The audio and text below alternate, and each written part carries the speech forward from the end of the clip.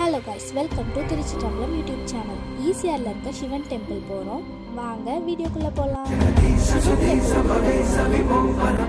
பார்க்கவே ரொம்ப அழகாக இருக்குது.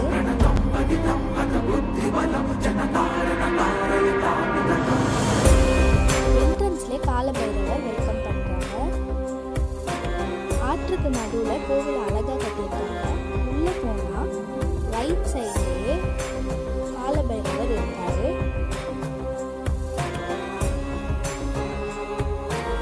ரொம்பவே அழகா இருக்காரு. மேலே போனோம்னா தட்சிணாமூர்த்தி இருக்காரு. அவரும் பார்க்க ரொம்பவே அழகா இருக்காரு. வள்ளலாரும் இருக்காரு. இன்னும் மேலே போனோம்னா